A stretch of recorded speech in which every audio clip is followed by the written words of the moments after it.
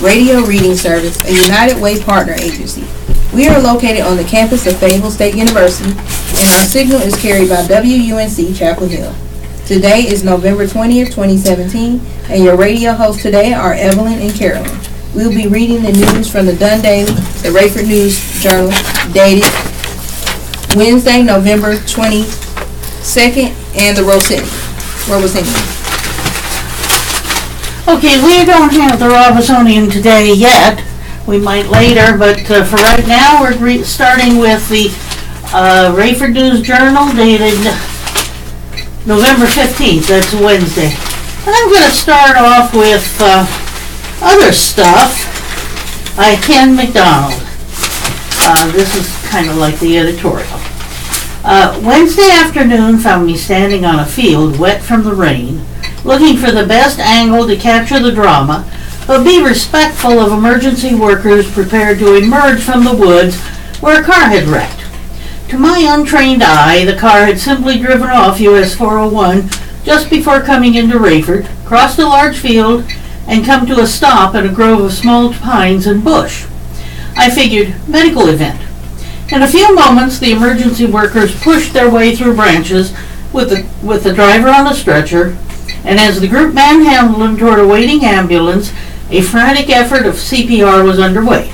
I always marvel as race, age, gender, country of origin go out the window as the professionals and volunteers give it their all to save someone else. They probably don't know this man. They probably don't know this man, just that he's from someone's child and possibly a father, husband, brother, and friend. Wednesday we're trying to save a great man, Henry Blue, and he was all of those things. And he was also probably the most patient man in Hope County. That was lucky for me because when I was a teenager, I landed a job at the News Journal developing film and printing pictures. Henry, as the classroom supervisor, was stuck with me. The science part of the job, following chemical recipes and mathematical exposures, came easily enough. The art part of the job, judging highlights and shadows, facial tones, what dot would hold and what wouldn't, not so much. If you go back to printed copies of the paper from the early 70s, you might find black blobs where people's faces are supposed to be. You're welcome. But Henry never tired of helping me, advising, giving additional chances. He just smiled a sort of, "You'll get it, it's no big deal. The sun will come up tomorrow, just try this." And even when he laughed at me, I sensed he at least admired my effort. When I returned as an adult to Rayford after a decade in the mountains, I also returned to the News Journal and Henry's guidance. We tried new, digital ways of holding dots in the highlights and shadows, but we also talked theology. He had returned to school at Duke to formally learn the craft of his calling, ministry. We talked politics. We joked around. I found in him a wise fellow who reasoned his way through every issue and dilemma, and he kindly smiled through another 2 decades before retiring. When I heard it was he who died Wednesday afternoon, I thought it wasn't a bad way to go. Quietly off into the woods, with no one else hurt, afforded a community's resuscitation effort. A testament to a kind, great life. Hometown Christmas returns. Rockfish also celebrates with tree lighting, Christmas market. The 3rd annual Rayford Hope Hometown Christmas and the brand new Rockfish Christmas event will bring festive cheer to the community next month. Downtown Rayford will light up with hay rides and carriage rides, Christmas carols, free Christmas movies in the outdoor theater, arts and crafts for children, free goodies, and much more on December 14th from 5:30 to 8 p.m. Hometown Christmas, organized by Rayford Hope Chamber of Commerce, is now in its 3rd year celebrating the season with free fun for all ages. Businesses downtown on Main Street in Rayford decorate their storefronts and keep doors open into the evening so shoppers can see what local companies have to offer. Companies, organizations, and agencies from around the county are invited to set up booths and give away freebies and connect with potential customers. This event was created to give residents a chance to have fun locally while also giving businesses the opportunity to connect with the community. This year, children can meet with Santa at the Chamber of Commerce at the corner of Main Street and East Central Avenue at Rayford City Hall on Main Street, or at Rayford Hope Museum just off of East Central Avenue. Hayride, a horse-drawn carriage will provide transport to and from the museum throughout the evening. Santa Claus at the Chamber of Commerce is bilingual. Families are welcome to bring their phones or cameras to take a selfie with Santa with their children. Hope County Schools, Elementary Schools Children Chorus groups will perform Christmas carols at the stage by the Hope County Library, and the library will host arts and crafts and story time for kids during the evening. The Hope High Drama Club will perform skits at the Rayford Hope Museum, which will be decorated for the season and open for guests. The Chamber of Commerce is taking reservations for business that wants to set up a booth. The reservations are free for any Hope County business or organization, and groups must provide their own booths or tables. For more information about Hometown Christmas or to reserve a space, call the Chamber of Commerce at 875-5929. A Rockfish Christmas. The Rockfish community will ring in the season with several special events set for December. The community will celebrate a Rockfish Christmas tree lighting ceremony Wednesday, December 5th at 6 p.m. The Christmas tree will be located at the monument at the intersection of Lindsay Road and Rockfish Road. The community will also have a chance to get started on their Christmas shopping when the Rockfish Flea Market holds a special Christmas market Saturday, December 9th from 4 to 7 p.m. Santa Claus will be there to take pictures with children. Rockfish Flea Market is located at 2950 Lindsay Road. Okay, and here is an important warning to many of you that are utility users, which is just about everybody. Scammers targeting local utility customers. Watch out for that call. By Catherine Shepard, staff writer. Scammers are targeting people in Hope County by pretending to be from Duke Energy, demanding money and threatening residents with disconnecting their electricity if they don't pay up, the energy company said. The phone calls have been hitting the area recently, but the problem is a long-running and ongoing battle that tends to get worse near the end of the year. Duke Energy spokesperson Meredith Archer said, "It continues to evolve and the scammers become more sophisticated, but it's also something we see an uptick in near the holidays," she said. Utility scams increased more than 100% in 2016, and over the last 2 years, Duke Energy customers have reported losing nearly $1 million of their money to scammers, according to the company. Duke Energy, Piedmont Natural Gas, and other utilities are taking steps to spread awareness about such phone scams. The two entities and others have created Utilities United Against Scams, or UUAS, to battle the problem.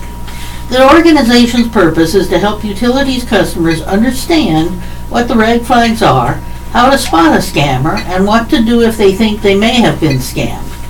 Typically, a resident or a small business will get a phone call from someone saying they're behind in their power bill and must pay up immediately or the power will be disconnected, Archie said. Some people already sense a red flag. They don't fall for it, but a lot of times they will do whatever the scammer says to keep the power on, she said. To make matters more complicated, scammers have managed to duplicate the Duke Energy phone system, so when customers call back phone numbers provided by the scammer, the response they receive sounds like a legitimate Duke Energy phone number. In some cases, the scammers use caller ID spoofing to the number. An ID that shows up will even look like Duke Energy's customer service, although it's not. Utilities customers should keep in mind that's not how the disconnection process works, Archie said.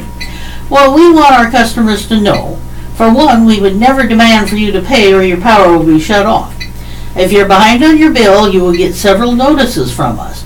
You would know long in advance before we would disconnect your power, she said. Often the scammers demand the person use a credit card over the phone or even buy a prepaid debit card at a store and provide money that way. This isn't how we would ever ask a customer to pay their bill, Archie said. We want people to be able to spot these suspicious requests and to hang up Call the Duke Energy number on their bill to report the scam and follow up with a call to the police. The scam phone calls can target anyone, even public safety agencies.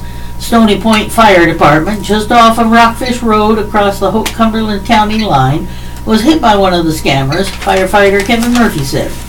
We received a phone call from a guy, a foreign-speaking guy, who indicated that our power is going to be turned off in 20 minutes for failure to pay a bill, Murphy said. I asked him to identify himself and give me a number where we could rectify the situation. I said, what alternatives do we have? He said, you have to pay the bill or we're going to turn it off. The caller was very pushy over the phone, Murphy recalled. The station staff took action quickly to find out what was going on. When they did, they quickly found out the fire department had been targeted by a scammer. We immediately contacted Duke Energy because we can't go without power. We need power for our fire station. When we spoke to them, they indicated this was in fact a scam, Murphy said. A week later, another person called claiming to be from Duke Energy, again saying the fire department's power was going to be turned off.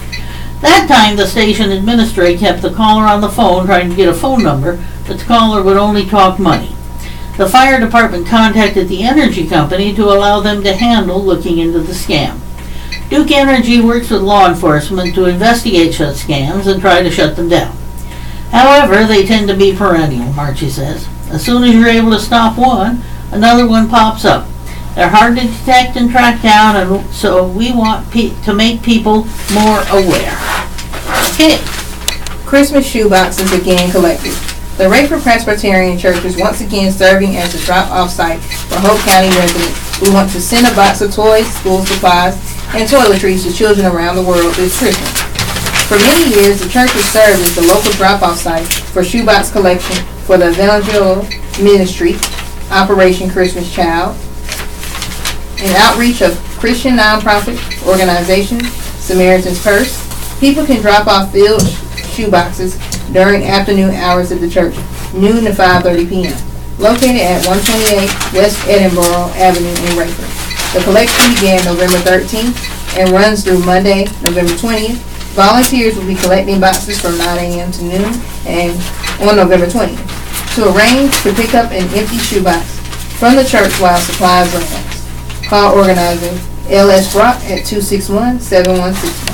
The shoeboxes include instructions for packing, a label with donation, envelope to cover the shipping costs, and a prayer card. The shoeboxes include a gospel message in the language of the country where the box is delivered, and also gives children a chance to enroll in a Bible study course called The Greatest Journey. Boxes are packed for a boy or girl in different age categories.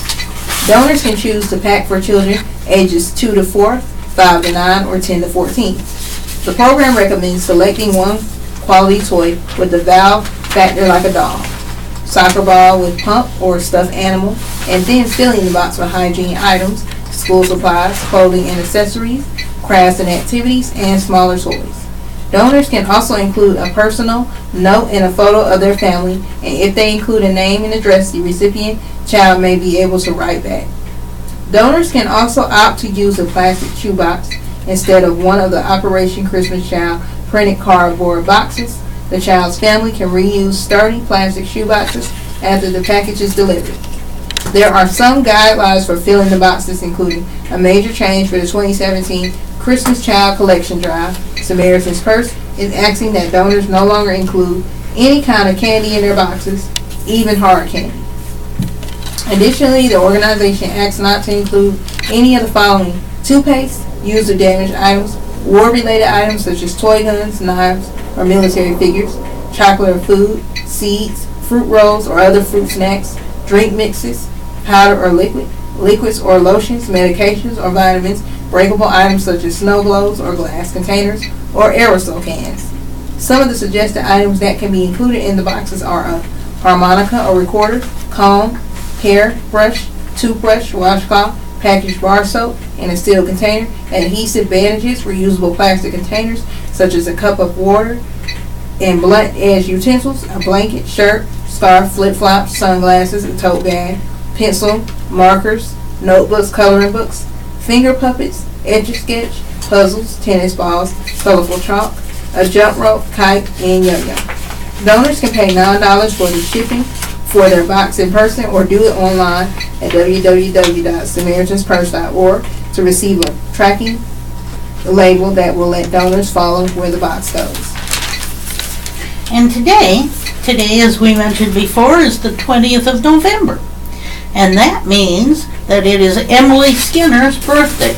Happy birthday, Emily Skinner. We hope you have many more. Now, back to the news. Fatal shooting under investigation.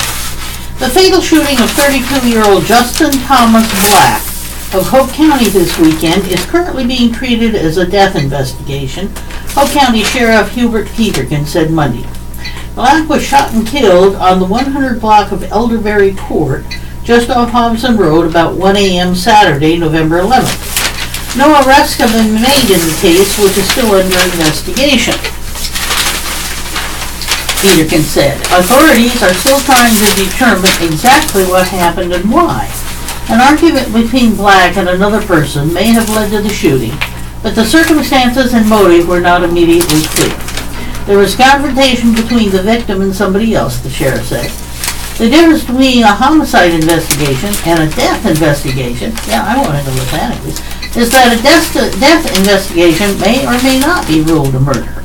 We've got to make sure our circumstances are right before we call it a homicide, Peterkin said. Black was pronounced dead at the scene of the shooting, the sheriff said. Funeral information for Black was not immediately available. And then there's one other little short crime story. Woman charged with forgery. Oh boy, they got her picture. I wouldn't give her any money. Investigators with the Hope County Sheriff's Office arrested a woman last week for allegedly forging a check on another person's bank account. Officers arrested Pauline Bethea, 58, of the 300 block of Beagle Drive in Rayford on felony charges of forgery of an instrument and uttering a forged instrument. Bethea is charged with stealing a check from Bernadette Kinlaw and cashing it at Hardin's Food Store on the 700 block of Philippi Church Road. Kinlaw realized something was wrong when her debit card was declined and contacted her bank, where she learned about the reported fraudulent check and called authorities. Deputies located Bethea at her residence, arrested her, and brought her before a magistrate. She was arrested November 8th and held under a $5,000 unsecured bond. Okay. Here's some cold water for Democrats. Democrats feel better than they have since the day Trump won a year ago. The results of elections across the country last week proved that Americans still share many of their values and that the country can swing back their way. They're almost giddy about the prospect of an electoral wave in 2018 that could take back Congress and put a more robust check on Trump's power. Now it's time to throw a little cold water on the exuberance. David Linhart of the New York Times notes that only one of the 15 House delegates seats that Democrats won in Virginia was carried by Trump. I was told this weekend, but have not seen the data, that Democrats won 55% of the votes for delegate, but still came up short for winning control of the chamber. The election next year is not going to be easy. In particular, Leonhardt says Democrats need to figure out how to reach out to white working class voters, while Democratic Governor-elect Ralph Northam won by bigger margins in cities and suburbs.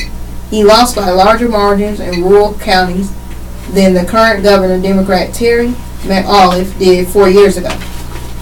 So while racking up big margins, the fastest growing areas may bode well for statewide candidates. They have far less impact on congressional and legislative districts. In North Carolina next year, Democrats won't have a governor or Senate race to help them along. The fight will be in districts drawn by Republicans to give them advantages. Most congressional districts feature swaths of rural areas that went heavily for Trump's last year. That's also true of many other legislative districts Democrats will need to win if they hope to actually capture a chamber. A lot of Democratic operators and strategists argue that Democrats just need to turn out more minority and younger voters. That strategy may run up margins in Democratic districts and help pick up a few in Republican-held seats in urban areas. But no, it probably won't be enough to win majorities in either chamber. Democrats need to figure out how to get a larger share of white non-college educated voters. At the very least, they need to stop hemorrhaging that vote. Leonhardt says Democrats have to get the white working class to focus on working class part of their identity rather than white part. Democrats should focus on the economic struggles of race, providing tools to upward mobility like better wages, better jobs, and affordable health care appeals to everyone who has been left out of the modern economy. It can both win a few more white working class voters and offer something to minority voters, especially men who stayed home last year. Democrats have a lot to be happy about today than they did before last Tuesday, but they still have a lot more work to do. Yes, they need to improve turnout of their base, but they've also got to build a bigger tent. Half of the population is white without a four-year degree. Democrats can't win districts if they continue to lose an increasing proportion of this population. Okay, here's another warning for you, something to really listen to. This is from Extension Today by Shirley Rush, 4-H Life Skills. Watch your health this holiday season. The arrival of a holiday can be an enjoyable time or a stressful time. The holidays are a time to celebrate, give thanks, and reflect. They are also a time to pay special attention to your health. Give the gift of health and safety to yourself and others by following these holiday tips. Wash your hands often. We have had an active flu season. Keeping hands clean is one of the most important steps you can take to avoid getting sick or spreading germs to others. Wash your hands with soap and clean running water for at least 20 seconds. If soap and clean water are not available, use an alcohol-based product. Stay warm. Cold temperatures can cause serious health problems, especially in infants and old adults. Stay dry and dress warmly in several layers of loose-fitting, tightly woven clothing. Check on children, the elderly, and pets. Make sure all smoke detectors are working properly and have fresh batteries. Be extremely careful of candles. Colder temperatures result in more burning of candles. Winter storms and power outages further increase the use of candles and oil lamps in the home. Keep candles away from combustible materials. Never leave children unattended in a room with lit candles. Keep candles, matches, and lighters out of the reach of children. Be careful to never leave fireplaces, space heaters, stoves, or candles unattended. Have an emergency plan in place and practice it regularly. Manage stress. One of the challenges of managing holiday spending is avoiding the holiday financial hangover. That is paying for it months or even years later. Keep the holiday spirit and stay within your budget. Plan, make the most of your resources, and avoid underspending. The holidays don't need to take a toll on your health. Keep a check on overcommitment and overspending. Balance work, home, and play. Get support from family and friends. Keep a relaxed and positive outlook. Get enough sleep. Travel safely. Whether you're traveling across town or around the world, help ensure your trip is safe. Don't drink and drive. Don't let someone else drink and drive. Wear a seatbelt every time you drive or ride in a motor vehicle. Always buckle your child in the car using a child safety seat, booster seat, or seatbelt according to his or her height, weight, and age. Get vaccinations. Handle and prepare food safely. As you prepare holiday meals, keep you and your family safe from food-related illnesses. Wash hands and surfaces often.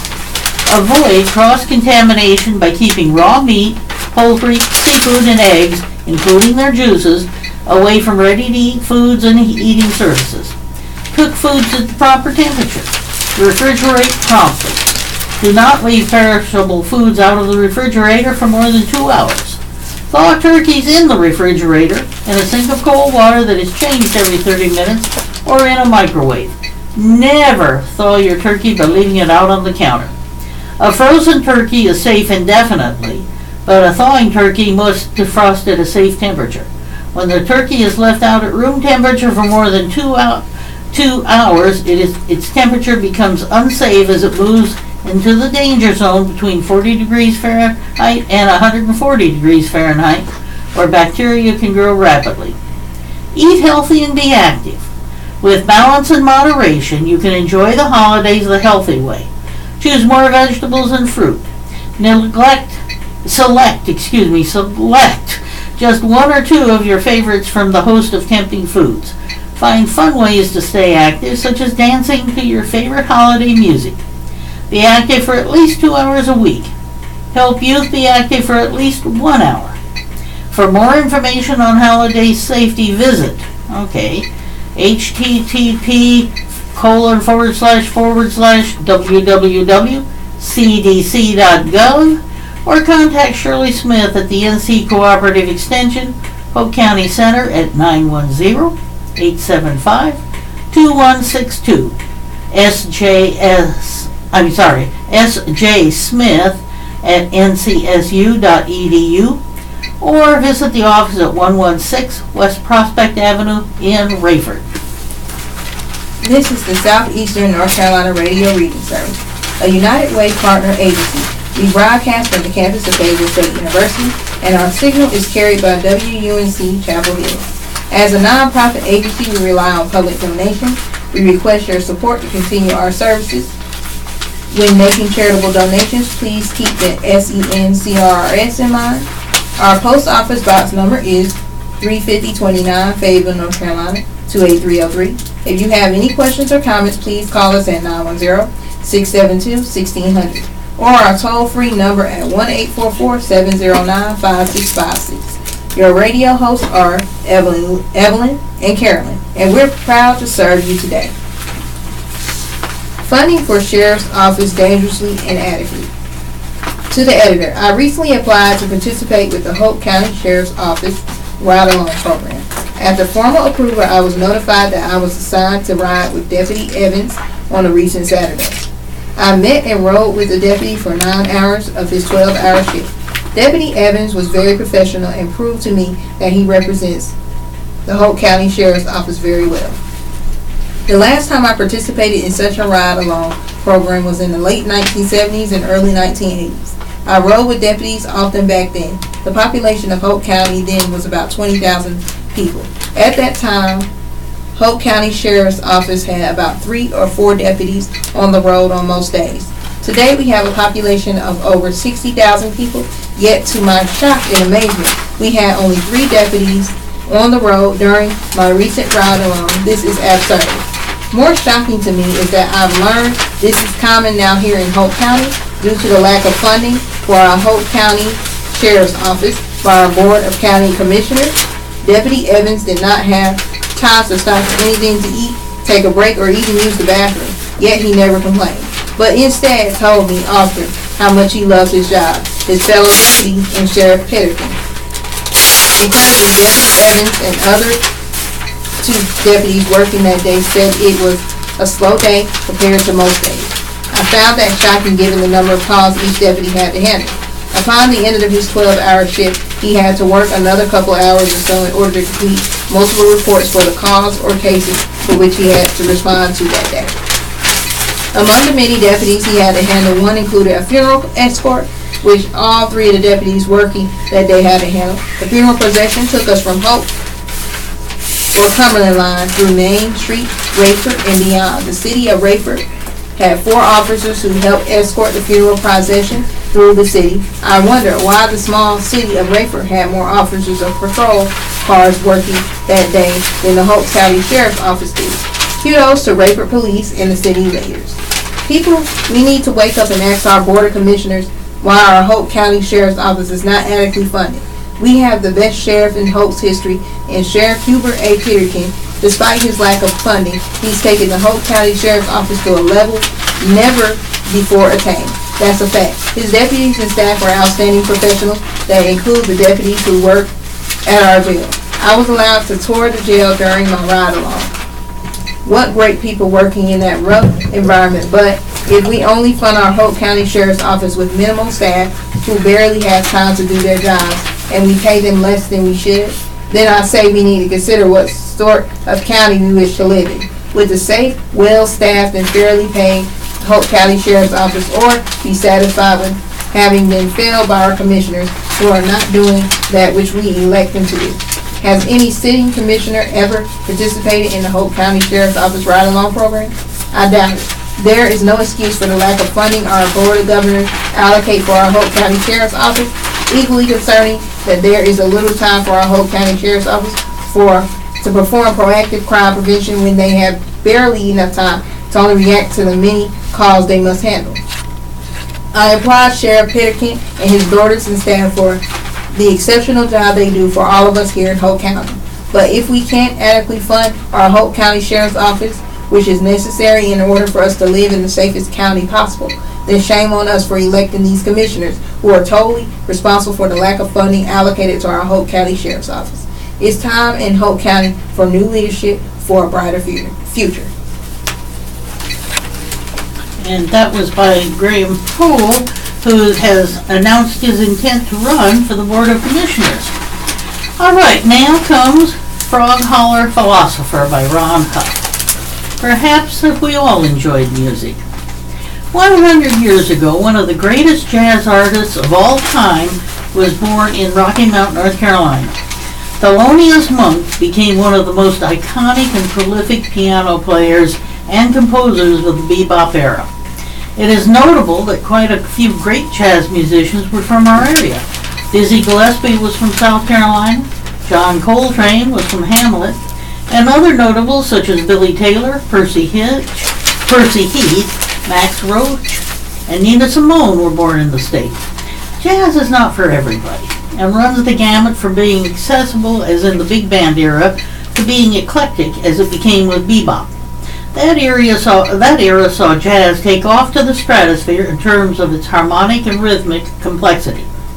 Monk was a leader who charted his own course, even beyond the abnormal norms of jazz. His piano playing often displayed dissonance and was often accented with choral structures inserted against the underlying rhythms. He was defiant and quirky, daring listeners to get on board or go elsewhere. It was not fully understood at the time, but later speculated that he was bipolar, a condition that makes it difficult to maintain any kind of steady state. I am sure this made navigating the music business difficult. I have always been a jazz fan, but listening to complex jazz is a demanding task. I go through periods in which I get on a jazz kick, listening to it often, only to abandon it for stretches at a time. Although I have never had the discipline to spend sufficient time to become proficient at jazz, I have played a considerable amount of jazz standards and love the free form of playing. I have rationalized that too much jazz influence can creep into the types of music that I regularly play, actually making the music less authentic. While true, I still would like to be better at the harmonic and melodic structures of jazz. A few weeks ago, Bubba Dixon informed me that a festival was planned to celebrate Monk's music. The event was Monk at 100, a century of genius. There were to be several concerts of his music performed in Durham. Bubba, John Morris, and I planned to catch one concert. We convened at a nice Mexican restaurant near the performing space. Downtown Durham is undergoing a transformation from the old dark and dirty industrial area where cigarette manufacturing once flourished to a modernized and revitalized area that is home to lots of nice restaurants and entertainment venues. The concert was to be held in an old warehouse, the Durham Fruit and Produce Company, that has been revamped into a great concert space. It is a relatively small space, seating a few hundred. We walked in with no hassle and found wonderful seats before most of the crowd arrived. The concert crowd quickly filled the seats as the show was ready to begin. The lineup was led by Ethan Iverson, a pianist whose trio provided the backbone of the group. In addition were two sax players from South Carolina, one in his 80s and the other in his 40s. I had not heard of any of these players, but that means nothing. As they began to weave through various Monk compositions, their virtuosity was evident. Iverson, a jazz aficionado, deftly mimicked the enigmatic style of Monk. It was evident that he was not playing in his own style, but was striving to be as true as possible to Monk's music. It worked for me. While the drummer and the bass player were both excellent, it was the sax players that really spiced up the show. Their styles were different, perhaps somewhat due to their age difference, although neither sounded dated. They took turns playing the solos, generally with the other watching reverently. At times they could not help but grin at each other. Music is a contest in which everyone wins. I wish life could be more like that. The audience was most appreciative and let the players know with a standing ovation. With all the divisiveness of our society, I cannot help but wonder why a room full of disparate people agreeing on wonderful music could have been turned into a disagreeable mob if the subject of politics was presented. I believe the key is to pay more attention to the good things like music and stay away from divisive influences. It's hard, but I am trying. More later. We welcome your letters. The News Journal welcomes letters to the editor and encourages readers to express their opinions. Letters must be signed and include an address and phone number. The street address and phone number will not be published, but are required so we may verify authenticity. The name of the writer, and in some cases the town the writer is from, will be published at the end of the letter. We are not able to publish letters that are essentially thank you cards. We reserve the right to edit letters for grammar as well as those that exceed 300 words. We will not publish letters that we consider to be in poor taste or libelous. In some cases, we may add an editor's note as a postscript when we believe a correction, explanation, or application is warranted. We may also, at our discretion, limit the number of times an individual writer may submit a letter for publication. Okay, I thought you was going to read more, but here we go. Now it's time for the obituaries. Henry Blue, and we just heard about that from the editor. The Reverend Henry Blue of Beaumont died Wednesday, November 8th, 2017. He was the third oldest of 15 children, born on March 30th, 1943, to the late Neil Richard and Lily Jones Blue. He was a 1961 graduate of Upchurch High School and attended Livingston College in Salisbury. He was married to Bessie Blue on October 4th, 1964, and had 3 children, Andrea, Henry Jr., and Thornton. He worked at the News Journal for 38 years as a printing press supervisor. He was called into the ministry in 1992 and served as a United Methodist minister for 20 years. He was a graduate of Duke Divinity School and served at St. Peter's, Fletcher's Chapel, Walls Chapel, and Mount Zion churches as their pastors. 4 brothers and a sister preceded him in death: Ernest, Michael, Eldred Sr., Willie, and Annie. The funeral was held Thursday, November 14th at 1 p.m. at Cape Fear Conference B headquarters, the Reverend Lucretia B. Toney and the Reverend Tommy Hart officiating. Burial was in Walls Chapel Church Cemetery. Letty Hooker Stokes passed away Thursday, November 9th at First Health Moore Regional Hospital in Pinehurst. She was born in Jonesboro, Arkansas on June 24, 1952, to the late James E. Hooker and Alita Jones Hooker. She was preceded in death by her husband, Billy Ray Stokes, and 4 brothers, Darrell Hooker, David Kelly, William Berry, and Patrick Hooker. The family will receive family and friends at 7 to 9 p.m. on Wednesday, November 15th. I'm sorry, they did receive them, at Crumpler Funeral Home. A graveside service was held at noon on Thursday, November 16th, at Sandhill State Veterans Cemetery. Online condolences may be made at www.crumplerfuneralhome.com. Margaret Beckwith English of Rayford passed away Wednesday, November 8th at First Health Hospice House in Pinehurst at the age of 83. She was born February 9th, 1934 in Chatham County to the late William Laddie Beckwith and Hallie Bryan Beckwith. She was also preceded in death by her siblings Ronald Beckwith, Hazel McNeil, and Billy Beckwith. She was a member of Hillcrest Baptist Church. Her hobbies included horseback riding, square dancing, clogging, and listening to bluegrass and gospel music. The funeral was held at 3 p.m. Sunday, November 12th at Hillcrest Baptist Church, 2699 U.S. 401 Business, Rayford. Burial was in the Rayford Cemetery. Memorials may be made to Hillcrest Baptist Church, P.O. Box 1533, Rayford, North Carolina, 28376, or to First Health Hospice Foundation, 150 Apple Cross Road, Pinehurst, North Carolina, 28374. Online condolences may be made at www.crumplerfuneralhome.com.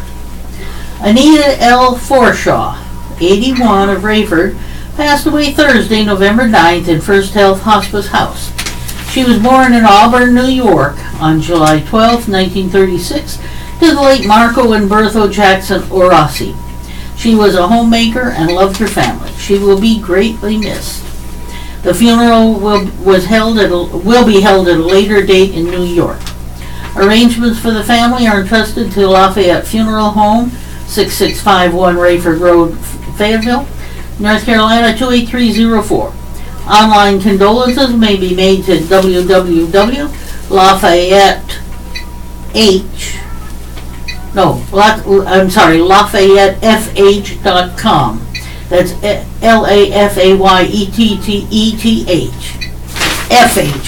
FH Funeral Home.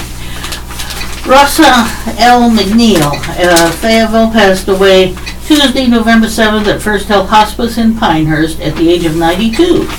She was born October 4th, 1925 in Marion County, South Carolina, to the late Neil E. Rouse and Jessica Bird Rouse. She is preceded in death by her husband Malcolm McNeil and her son John C. McNeil. A graveside service was held 11 a.m. on Saturday, November 11th at Antioch Presbyterian Church, 6583 Red Springs Road, Red Springs. Memorials may be made to First Health Hospice Foundation, 150 Apple Cross Road, Pinehurst, North Carolina, 28374. Online condolences may be made at www.crumplerfuneralhome.com. And that is all we've got there. I'm gonna read two this time. Okay? Former Bucks football players, where are they now? Happens every time. Brandon Smith, an outstanding return man from Hope County Bucks a couple of years back, actually went to UNC Charlotte to run on the track team. Last year, an opportunity came up for him to play football at Fayetteville State, and although the Broncos just lost the CIAA championship game last weekend, 42-19, I'm positive they are happy to have him. Smith is listed as a wide receiver, but his specialty is kick returns, where he had 1,094 yards for the season and averaged 121.6 per game with 2 TDs, and his longest was 90 yards. The Broncos went 6-5 overall and 5-2 in conference play, so they will be excited to see him grow into a junior and senior next year. Rayford Racing Roundup. Rockfish Speedway will be hosting their two biggest nights of the season and their final races of the year this Friday and Saturday night at the track off Lindsay Road in Rockfish. They will call it the 4th Annual Winter Classic, and race cars from Delaware to Florida will be coming to Hope County for these two main events. The winners will take home $1,000 in the 600 sprints and $500 in the 270 sprints, and Saturday night they will run wingless. The gates open early at noon each day, and practice will qualifying start about 5 o'clock p.m., followed by racing action. Last year, T.J. Reed from Delaware took home the 600 win, and Dave Hawkins from Pennsylvania took home one of the 270 wins, and Tyler Reinhardt from New Jersey took home the other night in the 270s. For more information, visit www.rockfishdirt.com or call 910-426-7092. Hope High Basketball. The Bucks girls and boys basketball team had their preseason warm-up tournaments this past weekend and are preparing for opening night tonight at Hope High when they take on Graves Creek Bears. Friday night's game at Southview has been moved to Thursday night due to the Tigers football team in state playoffs Friday. This past weekend, the girls played in 2 jamborees, one at Clinton Dark Horses and the other at Terry Sanford. Head coach LaToya Ray is the first year as the Lady Bucks head coach after Sake Life Daniels took a job at the University of Miami women's basketball team. The boys basketball team played in the Flight 22 Freedom Christian Academy Jamboree this past weekend and went 3-0. The Bucks open tonight at home versus Graves Creek. Okay, I'm going to read a couple of more letters to the editor, a couple of short ones. Sheriff Substation welcome in Rockfish. To the editor. The Rockfish Community Board would like to say thank you to Sheriff Hubert Peterkin for his effort in bringing a Sheriff's Department substation to our community. We would also like to say a huge thank you to Janice Griffey, who initiated the conversation and process about getting this project started. It's great when we have citizens in the community who want to do things to better our community. Thank you, Sheriff Peterkin and Janice Griffey. Don't forget, we are having Christmas in Rockfish on Saturday, December 9th, from 4 to 7 p.m. We will have a special visitor from the North Pole to take pictures with the kids and a Christmas market down at the Rockfish Flea Market that day. We will have a Rockfish Christmas tree lighting December 5th at 6 p.m. down at the monument at the intersection of Lindsay Road and Rockfish Road. Big things happening in Rockfish. Come join us. This is from William Brownie Brown of Rockfish. And I don't recognize myself in the letter. To the editor. While reading John Plummer's letter to the editor, which was prompted by my column on Vietnam, I did not recognize the Ron Huff he was replying to. I am not surprised that the column stimulated a reply. In fact, I welcome the dialogue and feel the country would benefit from more of it. I do want to set the record straight on a few things. When I grew to detest the politics that extended the war and in my view caused unnecessary deaths of many patriots, I did not disagree with the premise on which the war was based. Stopping the spread of communism under fear of the domino effect was a worthy cause. While we did not have a clear victory, we were a formidable blockade to its advance. I have the utmost respect and appreciation for those who served in Vietnam, as well as all who have served our country. Every veteran can be justly proud of their service. It is not the servicemen, but the politicians that I take issue with, and I would not spit in the face of anyone under any circumstances that I can think of. Dissecting John's letter line by line would serve little purpose, but I would like to take him up on his offer to tell me what it was really like from his perspective. I intend to contact him in an effort to arrange a meeting. I have not learned all I want to know about Vietnam, and never will. Ah, yes, I remember when Barry Goldwater was running for president, they said, what should we do about Vietnam? He said, simple. Publish in the papers we won and come home, and everybody laughed, but that's what we did. Okay, that's the end of my political statement. I'm sorry. Go ahead. Upchurch class of 67 holds 50th. The Eagles of Upchurch High School class of 67 landed in Rayford at the L.E. McLaughlin Building for its 50th reunion Friday, August 25th, rekindling friendships and memories of the past. Some classmates had not seen each other in more than 40 years. The kickoff for the long-awaited weekend was a cookout with food, fun, and fellowship. An evening of meet and greet was enjoyed by classmates with their picture taking and eating. After a program of singing, poetry, and facts for the 1967 entertainment weekend, and a flashback comedy routine, the Daughters of Zion took everyone back to those days in the halls of Upchurch High School. Their salute to the class awakened some forgotten memories and a comedy skit of various class members. Saturday was an evening of elegance in the Sicily Room at the Embassy Suites by Hilton, Fayetteville. Class members and their guests were dressed in formal attire and enjoyed an evening of food, dancing, and capturing memories. Memories on cell phones and facts from the 1967 souvenir booklets were given to everyone as to keep a piece of history, including Ellen Clark McNeil and Hilton Villiams. The planning committee for the event included Walter J. Blue, class president, Roger Friesen, Annie Little, Grover N. Grace, Albert Haley, Virginia L. Hill, Dolores M. Lyde, Jacqueline Lyde, Patricia W. Mayer, Dorothy S. McLaughlin, Nathaniel Thomas, Lucille T. McGregor, and Rita T. Shaw. All right, I guess this is going to finish it up, maybe. Another letter to the editor. No, King would not be turning in his grave. To the editor, regarding this week's letter, you don't want Trump to succeed, Dr. King would not turn in his grave because neither the Clinton nor the Obama administration tore apart a dream and caused strife. Under President Clinton, we had for the first time in a long time a balanced budget, and overall people were content. His personal contact then did not affect the economy, but it might have given some people the pleasure of feeling they were better than he, having read the newsprint sounding like a pulp magazine. Of course, it may have been forgotten that even one wrong/sin is unacceptable to God, and who does not have that? Obama's administration did add to the debt,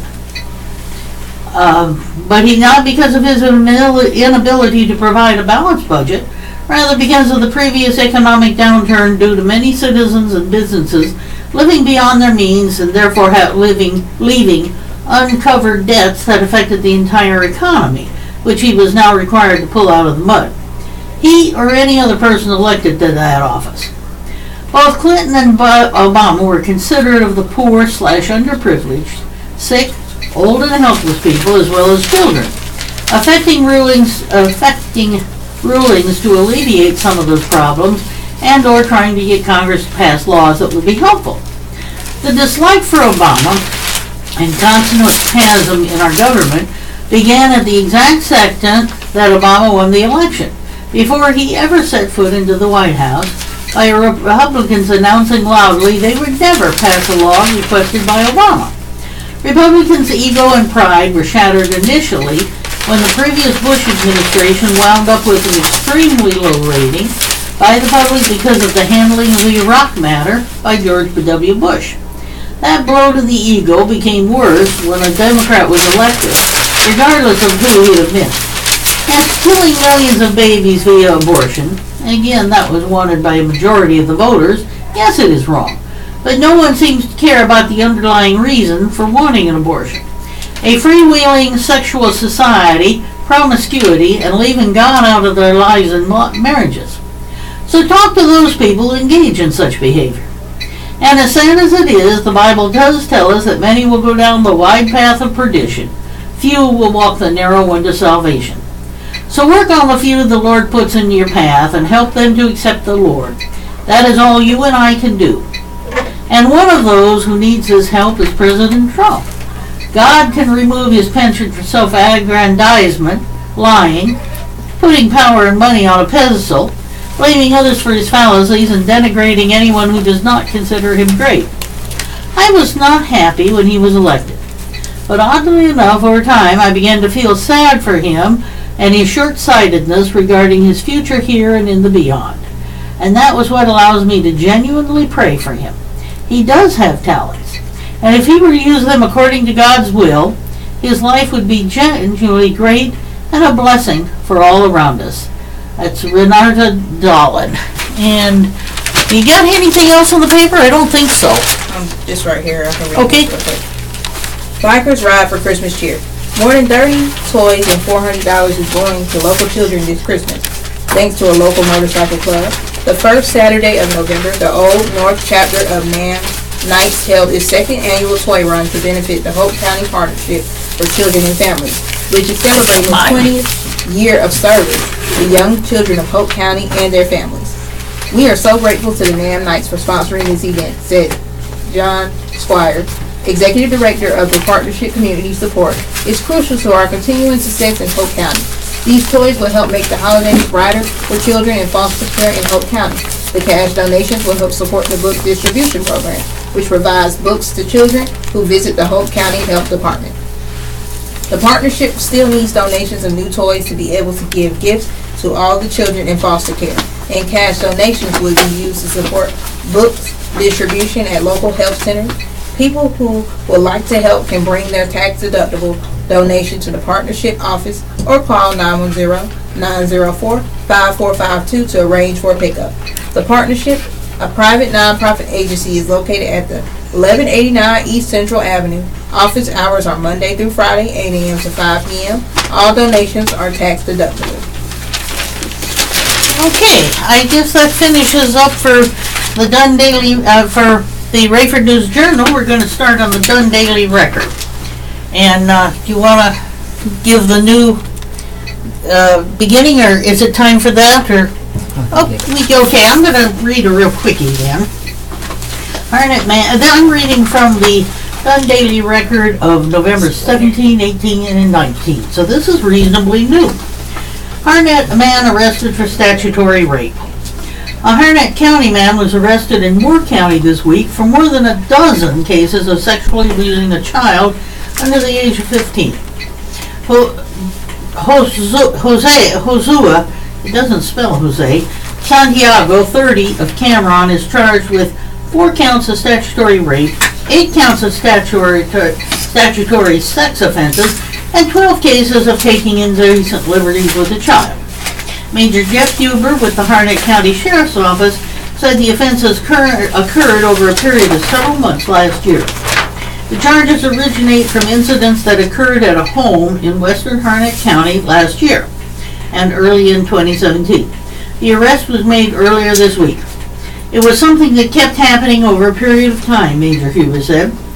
The major would only say that Mr. Santiago is accused of raping a minor child under the age of 15 with whom he was acquainted. He would not elaborate further on the relationship between the victim and the suspect. The child's parent reported the incident. Mr. Santiago remains in the Harnett County Jail with bond set at $250,000. Good for him. And this is the Southeastern North Carolina Radio Reading Service, a United Way partner agency. We broadcast from the campus of Fayetteville State University, and our signal is carried by WUNC Chapel Hill. As a nonprofit agency, we rely on public donations. We request your support to continue our services. When making charitable donations, please keep the Southeastern North Carolina Radio Reading Service in mind. Our address is P.O. Box 35029, Fayetteville, North Carolina, 28303. If you have any questions or comments, please call us at area code 910-672-1600 or toll free at 1-844-709-5656. Your radio hosts are Carolyn and Robert, and we are proud to serve you today. We are moving to the Dunn Daily Record, and I have the Thursday, November 16, 2017 edition. Story, Link Ray on ballot for Rock Hall. Documentary featuring Ray wins award at Sundance. You can help put a Harnett County musician in the Rock and Roll Hall of Fame this month. Iconic Dunn rock star Link Ray is on the ballot for 2018 induction in Cleveland. The legendary guitarist was born on May 2, 1929, and lived in Dunn through his adolescence. Who was that? Link Ray. Have you ever heard of him? No, but I thought I might have. Ballots will be sent to an international voting body of more than 900 artists, historians, and members of the music industry. Factors such as an artist's musical influence on other artists, length and depth of career, and the body of work, innovation, and superiority in style and technique are taken into consideration. Fans also have the opportunity to participate in the induction selection process. Through December 5th, fans can visit rockhall.com to cast votes for the nominated artists. On this year's ballot are Bon Jovi, Kate Bush, The Cars, Deepak Mode, Dire Straits, Eurythmics, J. Giles Band, Judas Priest, LL Cool J, the MC5, The Meters, Moody Blues, Radiohead, Rage Against the Machine, Rufus, featuring Shaka Khan, Nina Simone, Sister Rosetta Tharpe, The Zombies, and Link Ray. The top 5 artists, as selected by the public, will comprise a fan's ballot that will be tallied along with other ballots to choose the 2018 inductees. Fans need to log in with a Facebook account or email to vote. Voting is capped at 1 ballot per day. The Rock and Roll Hall of Fame 2018 inductees will be announced in December. HBO and SiriusXM will broadcast the ceremony in 2018. Ray's daughter speaks. Link Ray's first of 5 daughters, Beth Ray Webb, has donated several of her father's items to the Dunn History Museum. Her visits came as her father's legacy was being reborn. On July 26th, a feature-length documentary featuring Link Ray was released. Rumble, Indians Who Rocked the World won an award at the 2017 Sundance Film Festival and was screened June 16th at the American Film Institute in Washington, D.C. In a Billboard article, Miss Ray Webb was quoted as calling her father the trunk of the rock and roll tree. She explained the genesis of this thought in a mid-October discussion with the Daily Record. She said her and Link Ray aficionado Greg Laxton were talking, and he came up with that phrase. Mr. Laxton said, "Picture your dad the trunk of the tree, and heavy metal, pop branched off. All that branched off from where your dad actually started in rock and roll." Miss Ray Webb and her father's inspiration was all about sound. She said her father and his band were performing in a skating rink the first time they played his most recognizable single, Rumble. The kids loved it, she said. They had to keep playing it over and over again because they fell in love with that song. She said when they returned to Washington, D.C. to record Rumble, they couldn't replicate that sound. When they were in the recording studio, he couldn't get that sound, so he punched holes in the speakers to get that raw sound and that distortion. She said her father was very creative, using unconventional instruments to mimic sound. It was all about the sound. You didn't have pedals, you had to create things, she said. These young kids don't realize that he was the one who created the power chord and the fuzz when it came out, the distortion. Now musicians press a pedal and it's there.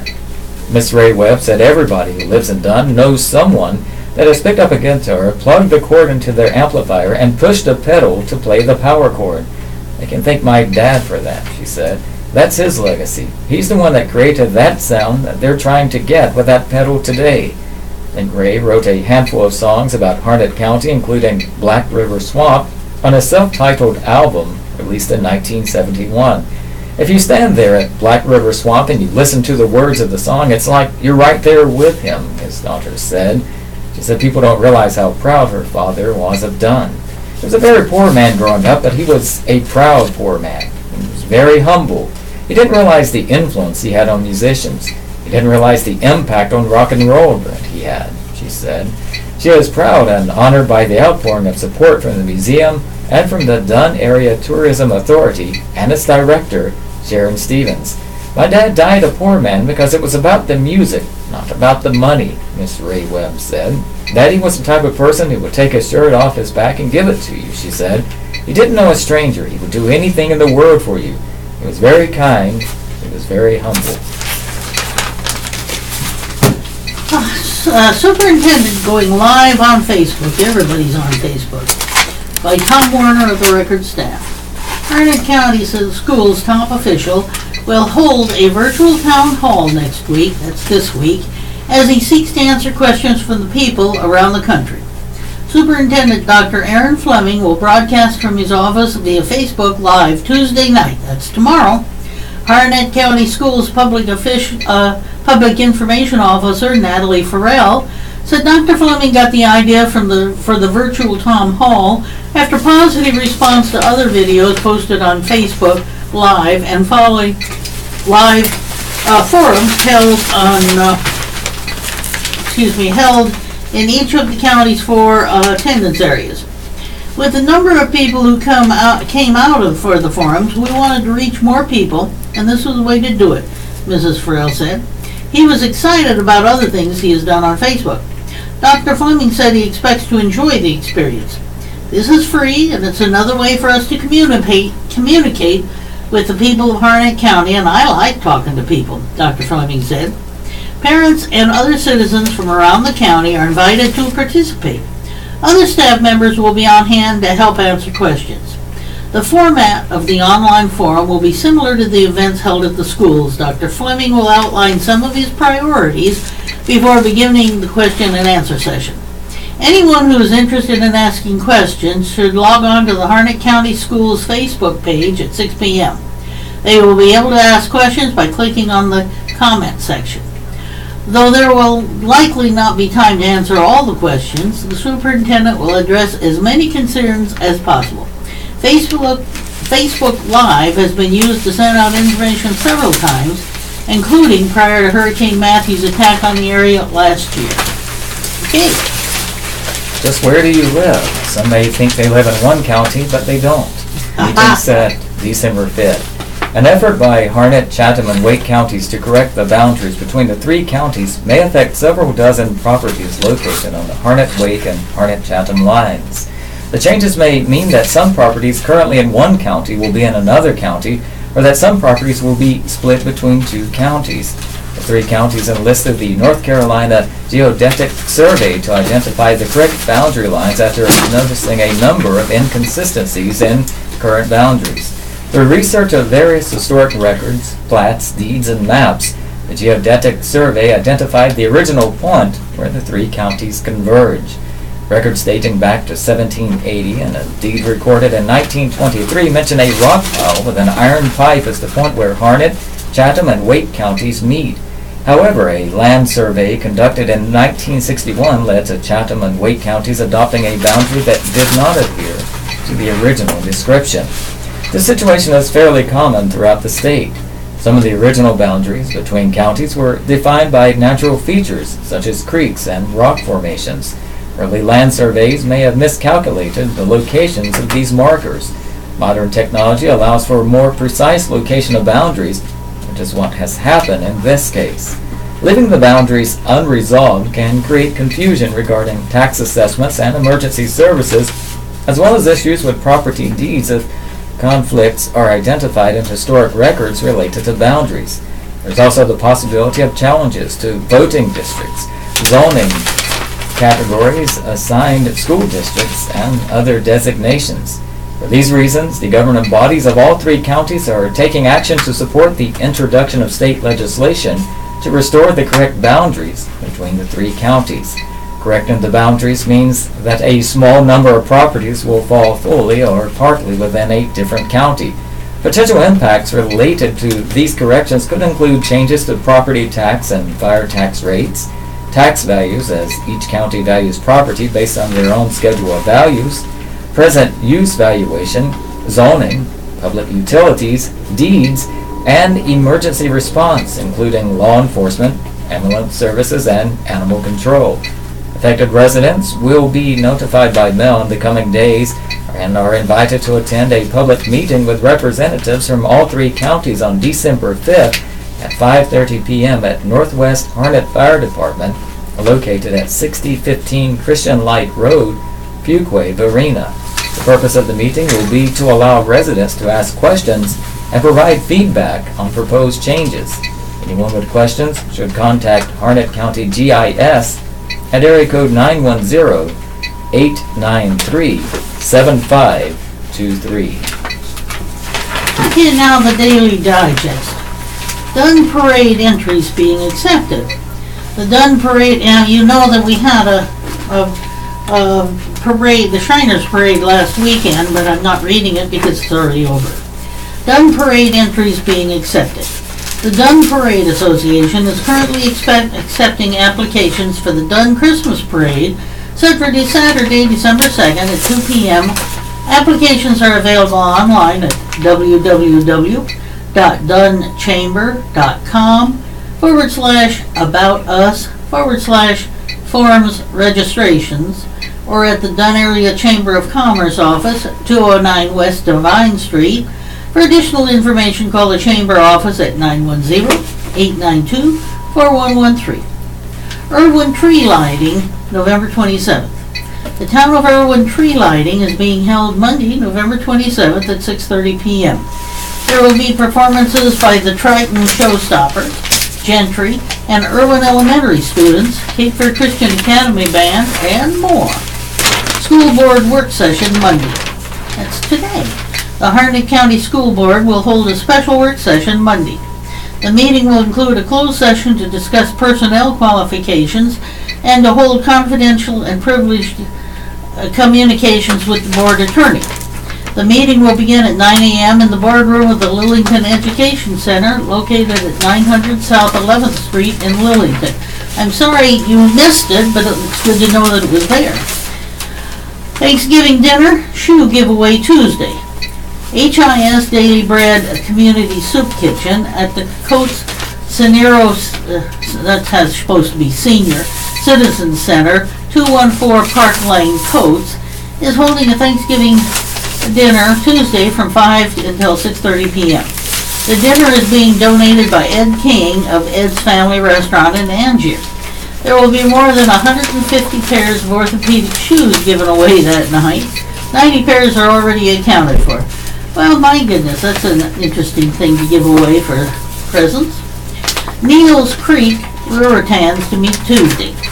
The Neals Creek Ruritans will hold their regular monthly meeting on Tuesday, 6:30 p.m. at the Ruritan Clubhouse, 1090 Tisinger Road, Lillington. For more information or directions to the clubhouse, call 910-814-0464. Lillington Lung Disease Support Group gathering Friday. Better Breathers Club will meet Friday from 10:30 a.m. until noon at First Choice Community Health Center, 40 Autumn Fern Trail in Lillington. The support group for individuals with lung disease is led by an American Lung Association trained facilitator and teaches ways to cope with the diagnosis. American Lung Association Better Breathers Clubs are for individuals with chronic lung disease, including COPD, pulmonary fibrosis, asthma, and lung cancer. For questions or to RSVP, call 910-808-1474. Irwin taking parade applications. The Town of Irwin Christmas Parade is being held on Monday, December 4th at 7 p.m. Now that's not what the other one said. Okay, I don't understand that, but, that's Irwin, not Dunn, excuse me. There is a homemade float contest planned with a cash prize for first place. This is on December 4th at 7 p.m. Parade entry deadline is November 27th. Professional float sponsorships are still being accepted with applications available at the Irwin Area Chamber of Commerce office. Sponsorship deadline is November 24th. Contact Chamber Administrator Carla Blackman with questions or for more information at 910-591-4207. Unwashed but well-read with Tim Morris. Congress giveth, Oh, we like Congress him. taketh away. I've been watching with interest congressional hearings dealing with the recently proposed GOP tax reform bill, TRB. During the hearings and in public statements from leaders of both parties, statistics have been quoted to support their respective positions. I will say that when politicians want us to keep a larger portion of what is ours, it is quite the production. Let's start with some terms that at times get obfuscated in budget discussions. The federal debt is the sum of all past deficits minus the amount that has been repaid. The federal deficit is the amount that expenditures exceed revenues for a given fiscal year. The federal debt now stands at over $17 trillion, a staggering 104% of our gross domestic product, or GDP. For 2017, outlays exceeded revenues by $443 billion, which is the deficit for the year. Numbers cited in this article are from the Office of Management and Budget, the Congressional Budget Office, and Joint Committee on Tax. There are two categories, or federal spending. Congress giveth away. Mandatory and discretionary. Mandatory spending, $2.56 trillion of the total $3.65 trillion, is based upon existing law and can only be reduced by changing the formulas used to calculate the spending. For example, if you want to reduce outlays, you may raise the wage requirement for entitlements, which would result in lowering the number of entitlement recipients. 87% of mandatory spending is on Medicare and Social Security. Interest on the national debt is 10%, 7% of the overall budget. Discretionary spending, $1.08 trillion of the $3.65 trillion, is the budget the President proposes and that Congress must pass on a yearly basis. Roughly half of discretionary spending is on national defense. In other words, any cut, however defined, is political cyanide. The GOP TRB does not directly address out-of-control spending. It only addresses the Congress taketh away part of the equation, or tax revenues. The federal government is projected to take in $3.21 trillion in 2017. Congress taketh 49% of that from individual income taxes. Payroll taxes are at 31%, and corporations contribute 11%. The bill seeks to lower tax rates for both individuals and corporations. Promoters of the tax cuts argue that lowering taxes, hence reducing revenues on the front end, would lower the number of people eligible for the entitlement programs, the fabled Laffer curve argument. During the debates, Ron Wyden, the ranking Democrat on the Senate Finance Committee, publicly stated there is consensus in the Congress on several points. One is that the current tax code is a mess, and both sides want bipartisan agreement on any reform. It is also not disputed that the United States corporate tax rates are among the highest in the industrialized world. Captain Obvious will likely oppose the bill. My assessment, after delving into the numbers, is that the GOP TRB would in fact provide tax relief to middle-class families defined generally as a family with income below $200,000 a year. The Republican mantra is that tax cuts to corporations will jumpstart the economy, create jobs, and increase wages. Cuts would certainly benefit the corporations much more than individuals, but that would eventually benefit the middle class. The phrase formerly used to describe the dynamic is trickle-down economics. Democratic leaders, in general, say the cuts benefit the wealthiest Americans and claim the cuts would hurt the middle class. They claim the tax cuts would affect the ability of the government to provide spending for Medicare and Social Security and would increase the debt. Detractors use the phrase trickled-upon economics. Any fiscal arguments made that the TRB would result in a net revenue gain are entirely dependent upon the GDP increasing. The CBO projects that every 1% increase in GDP results in a $3 trillion increase in revenues over a 10-year period. That is certainly comforting to know, since at that rate it would only take about 60 years for us to break even. Unless, of course, politicians address the Congress give up the wayside of the equation. British economist Ronald Coase famously said, "If you torture the data long enough, it will confess." My purpose in this article has been to relay to you undisputed data. I'll leave to you whether you torture it or not. Observations, admittedly boring but important, from the unwashed but well-read and needing tax relief to be able to afford my increase in health insurance. Mr. Morris lives in Irwin. You can contact him at tcmlaw@aol.com. I always like listening to him, even when I don't agree with him. All right, now I'm going to do the obituaries again. This is from the Friday, November 17th issue. Lloyd Thomas Weeks, 81, of New Bern, died Tuesday, November 14th at home place of New Bern. Born October 6, 1936 in Sampson County, North Carolina, Tom realized the value of hard work at a young age and carried this principle throughout his life. In 1955, Tom embarked upon a 30-year adventure with the United States Marine Corps. He began his military career as an enlisted aviation ordnance technician, and after attaining the rank of gunnery sergeant in 1968, was commissioned as a second lieutenant while serving in Vietnam.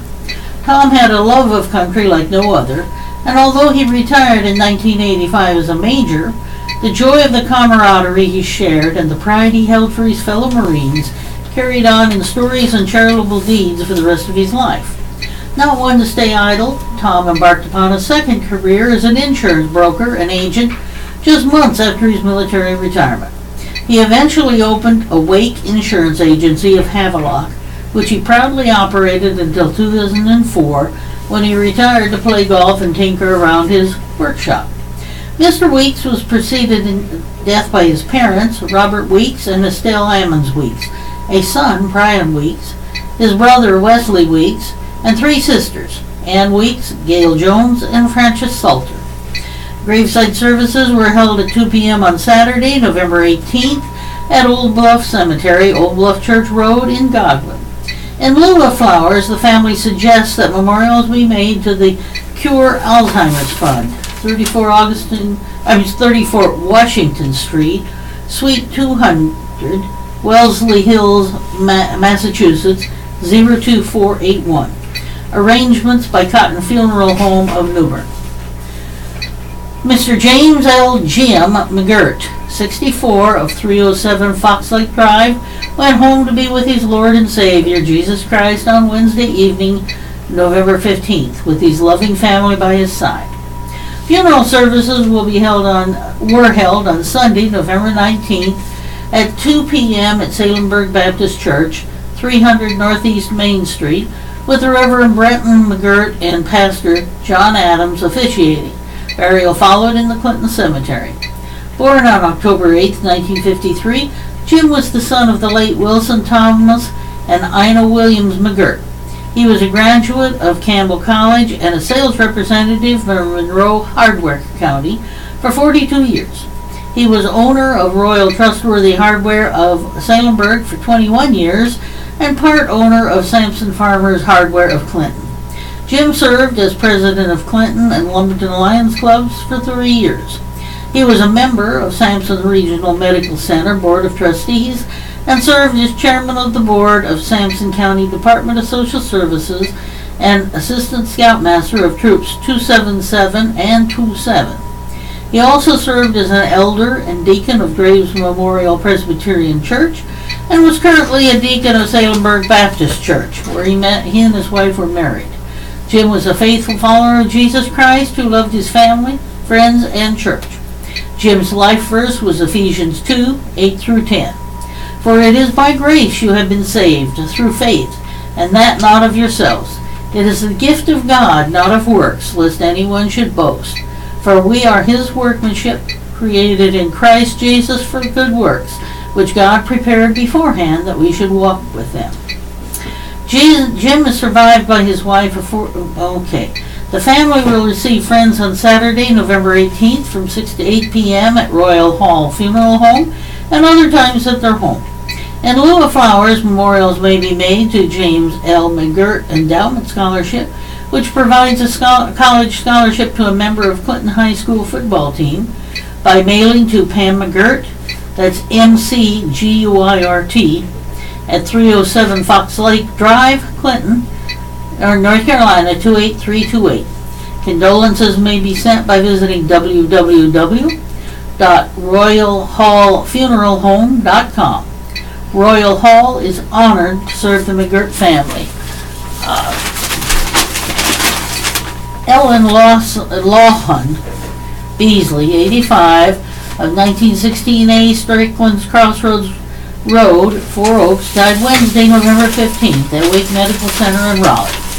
Mrs. Beasley was born October 12, 1932 in Johnston County to the late Jim and Myrtle Ione Overby Lawhon.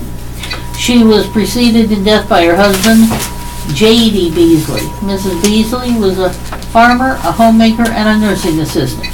Graveside services were held Monday, that's today, but it was at 11 a.m., at Pauline Baptist Church in Four Oaks. The Reverend Marshall Stewart officiated. The family received friends Sunday from 6 to 8 p.m. at Rose and Graham Funeral Home in Four Oaks and other times at the home. Sarah Catherine Bowen Dupree, 76, died Wednesday, November 15th at Smithfield Manor Nursing and Rehab. Mrs. Dupree was born December 11th, 1940 in Johnston County to the late James Wilbert and Sarah Myrtle Adams Bowen. She was preceded in death by her husband Kenneth Dupree, a daughter Sarah Elaine Woodhall, and a sister Sandra Sullivan. Mrs. Dupree was a retired seamstress and a homemaker. Graveside funeral services were held 2:30 p.m. Saturday at Oakland Heights Cemetery in Smithfield. The Reverend Barry Bird officiated. The family received friends Saturday from 12:30 to 1:30 p.m. prior to the graveside service at Rose and Graham Funeral Home in Four Oaks. Kathy Tart Barber, 68, of the Meadow community, died Wednesday, November 15th at her home. She was born in Cumberland County on July 15th in 1949 to the late Alan L. and Rachel H. Tart. Mrs. Barber was a 1967 graduate of Meadow High School, 1970 graduate of Barton School of Nursing, and 1972 graduate of Norfolk School of Nurse Anesthetists. During the course of her career, she worked at many hospitals that included Betsy Johnson Hospital, Wake Medical, Chesapeake General, and several surgical centers. Kathy, the family received friends will receive friends Monday from 6 to 8 p.m. at Skinner and Smith Funeral Home. A private memorial service will be held at a later date. In lieu of flowers, donations may be made to SECU Hospice, Post Office Box 1376, Smithfield, North Carolina 27577, or to your favorite charity. Madeline Bell, 68, of Holly Springs, formerly of Broadway, died Wednesday, November 15th at home. She was born in Marion County, Indiana, daughter of the late Loretta Clifton West. She worked and retired from Saab Barracuda in Lillington. She was passionate about Christmas and was an avid Duke Blue Devil fan. Visitation was held Saturday from 6 to 8 p.m. at O'Quinn Peebles Phillips Funeral Home in Lillington. And finally, Edna Joyce Carter, 71, of Fayetteville, died Thursday, November 16th, at her home. She was preceded in death by her parents, Johnny Kennedy and Dorothy Everett Kennedy, brothers Johnny Kennedy Jr. and David Kennedy, and sisters Ruth Bridges and Martha E. Bryant. Graveside services were held at 1 p.m. Saturday at Macedonia Baptist Church Cemetery in Fayetteville. Arrangements by Butler Funeral Home of Stedman. Okay, you've got the thing. Okay, I've got the thing. Okay, we're handing the things back and forth. This is the Southeastern North Carolina Radio Reading Service, a United Way partner agency. We broadcast from the campus of Fayetteville State University, and our signal is carried by WUNC Chapel Hill. As a nonprofit agency, we rely on public donations. We request your support to continue our services. When making charitable donations, please keep the Southeastern North Carolina Radio Reading Service in mind. Our post office box number is 35029, Fayetteville, North Carolina 28303. If you have any questions or comments, please call 910-672-1600 or our toll-free number 1-844-709-5656. Your radio hosts today are Carolyn And Robert. And we are proud to serve you today. And before we continue, this is the 20th of November, correct? Yes. Is that correct? Okay, 20th of November means that today is the birthday of Emily Skinner. And happy birthday, Emily. We have many more.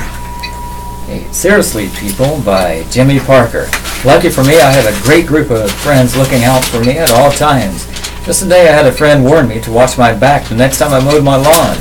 Admittedly, at first I didn't get the meaning of the warning, and I was a little confused since I just finished mowing the lawn over the weekend without incident. After a minute or two, I remembered hearing of the incident involving Senator Rand Paul, who was recently tackled by his neighbor while he was mowing his lawn, causing the senator to suffer from a bruised lung and several broken ribs. I'm not interested in the political motivation behind the attack. If it was in fact politically motivated, the American news media will surely sort out the political reasons for the behavior of all Americans who decided to toss out their sense of decency and resort to violence in the name of some deranged political or religious ideology. Bottom line, unless Senator Paul was carrying a football under his arm while he mowed his lawn, this brutal attack was senseless and cowardly. Seriously, people, are we going to need to be fully dressed out in pads and football helmets to safely mow our lawns now? Luckily, my friend Jim is actively working on the development of a lunatic repellent that he plans to spray his entire yard with, and I certainly hope he saves me a bottle. Not to be outdone by Senator Paul's attacker is the unknown lady attending a Miami Hurricane football game who was escorted out of the stadium by several police officers. This particular Hurricane fan and YouTube star decided it was socially acceptable to slap one of the police officers who was trying to remove her from the stadium, causing the officer to retaliate and teach her a harsh lesson on the meaning of respect. In another incident of socially unacceptable behavior, an older lady attending an Alabama football game in Bryant-Denny Stadium learned the hard way about the stadium smoking policy as she was forcibly removed from the stadium for smoking at her seat. After ignoring the warning of the officer and blowing smoke into his face, the officer did what he had to do and physically removed the elderly YouTube sensation from the stadium. In a world where everyone around you has the ability to film your idiotic behavior and post to social media for the world to see. One would think we would be on our best behavior whenever we leave the sanctity of our homes, but sadly that doesn't seem to be the case. Seriously, people, what in the world is going on here? While I understand the great majority of Americans are well-behaved, law-abiding citizens, we simply cannot afford to take safety and security for granted anymore. The hideous act of violence that occurred in the small church in Texas is a stark reminder that we are no longer safe anywhere. We're definitely living in a world gone mad when we become targets for practicing the most sacred of all rights by practicing our freedom of religion. Sadly, despite the claims of the American political class, all too quick to politicize and exploit any and all acts of criminal violence in America, there simply is no political solution for the lost culture of the criminal lunatic filled with a degree of hate we simply cannot fathom. For as imperfect as our political leaders are, at the end of the day, we must take responsibility for our own decisions and security. Seriously, people, as I see it, we are left with two simple choices. Confront the culture of evil gripping our country as a united people, or stock up on Jim's lunatic repellent. Mr. Parker lives in Irwin. Contact him at jimmyprmg@gmail.com. And now I'm going to read you Dear Abby. We always like Dear Abby, don't we? Friendship fades following criticism of husband's jokes. Well, maybe they're a little, we'll see. Dear Abby, I've been friends with Martha for 40 years. We live a few hundred miles apart, so I like to call her and chat. The problem is her husband always answers the phone, and he likes to give me a hard time. When I identify myself and ask to speak to Martha, he says he doesn't know anyone by my name or says there's no Martha living there. Once he told Martha to ask me how my ex-husband was. I have not seen my ex for 40 years since our divorce. The last time it happened, I told Martha her husband was annoying and that she should call me from now on. She said he was just trying to be funny. I haven't heard from her since, nor not even a birthday card. Was I wrong to speak up? Should I apologize or just lose the friendship? Problem husband in Florida. Dear Problem, now what do you think here over there? Should she go crawling back? Dear Problem, Martha's husband doesn't strike me as being particularly witty. After a few repeat performances of his lame material, I can understand how someone would become annoyed. I don't think that you owe Martha an apology for being honest about how you felt. Because you left the ball in your court, it's possible that since you did all the work staying in touch, your 40-year friendship was not as close as you assumed, or you would have heard from her. Yeah, good for you, Abby. Dear Abby, a friend and I belong to a book club and have regularly gone to lunch and a movie afterward.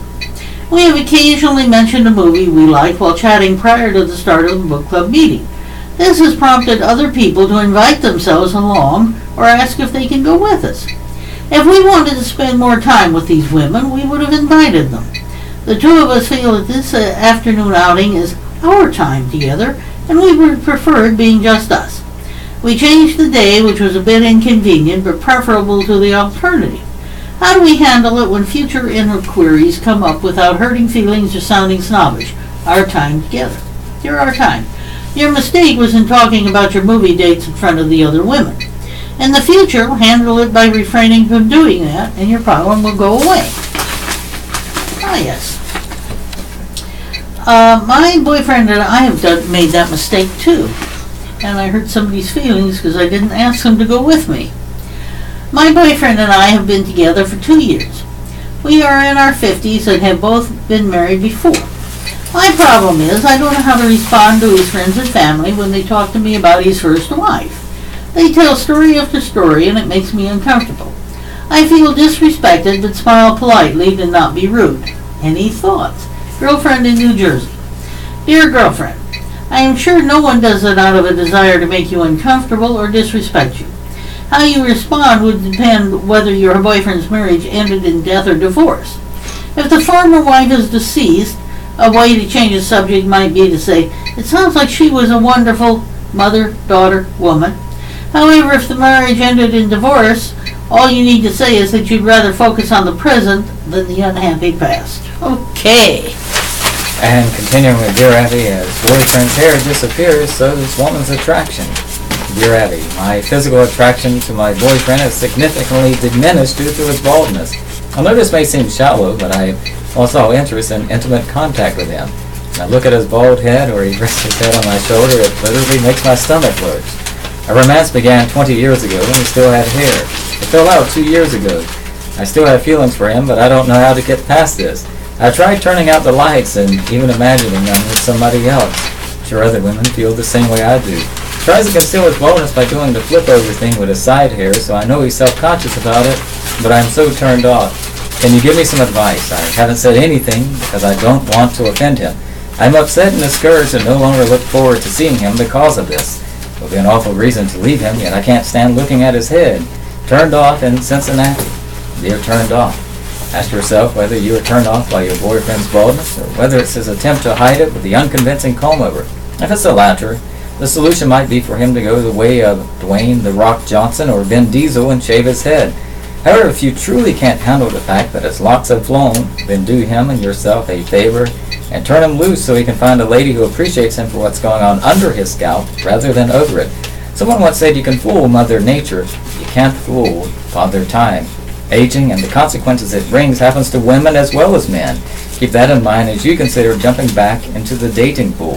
Dear Abby, I am a 51-year-old married woman. I have a friend who is 68 and divorced. We have a great time together, joking and laughing. However, lately I have noticed changes in her behavior that are alarming enough that I'm reconsidering our relationship. An example, today we went to a flea market and I watched her pick up and try on a ring. Then she pretended to return it, palmed the ring, and slipped it into her pocket. Ooh. I was shocked. I thought it was seeing things, but it happened a second time, this time with a heart pendant. Next, she stole a bottle of hand lotion, which were $3 for $1. I know she has money, but she's also cheap. I'm appalled by her behavior and don't know what to do. Do I tell her I caught her or let it go and not shop with her again? I don't want to be associated with a thief. Help. Not the same in the East. They're not the same. I too am concerned about what you saw, and no longer shopping with a friend is a good idea. Does she have children you can contact? Because these are alarming changes in the woman's personality. She may need a physical and neurological examination to make sure she's not seriously ill. Okay. All right, now we're going to do sound off. These are the short 30 seconds to speak. No justice.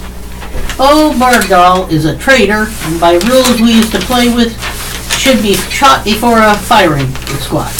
That's what happens to a traitor. You turn him loose. No, that's not right. Where did that judge come from? It's time for some judge to leave the bench. This is one of them. Dysfunctional. You know, if they'd leave Donald Trump alone, he would go down in history as the best president since George Washington. But no, you've got the Republicans and the Democrats fighting him tooth and nail. They won't do anything to help him out. And all I ever heard about Richard Burr and all them guys is if we had a president who was a Republican, we would get Obamacare taken care of. Now they have him and they can't do anything but fight against each other and the president. I have to agree with that. If both sides are fighting him, something's wrong. Agrees with call. I'm calling about the statement from a laughingstock in November 3rd sound off. I certainly agree 100%. That's a true statement if I've ever heard it.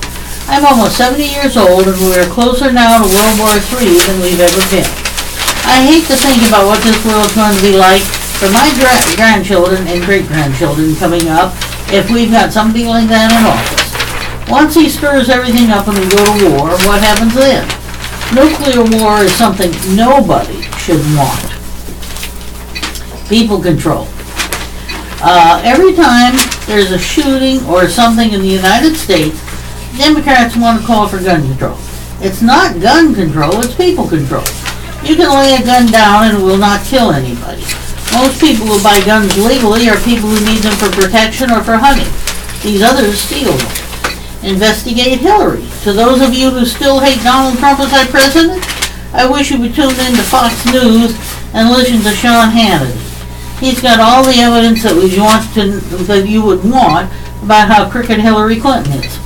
Trump is looking better and better all the time. If we pulled some of the stuff that Hillary's pulled, she and Bill, we'd be in jail. And what gets me is there's no outrage from the American people. I think we need to start really getting our congressmen to look into this matter and see that justice is done. Trump looking better. So let me get this straight. Hillary had stuff that was subpoenaed, like her emails, and that got deleted. Blackberries that were subpoenaed, they were smashed. There was Uranium One, there was the Clinton Foundation, and she was running the show as far as DNC, Democratic National Committee, is concerned. Trump is looking better all the time. Where is outrage?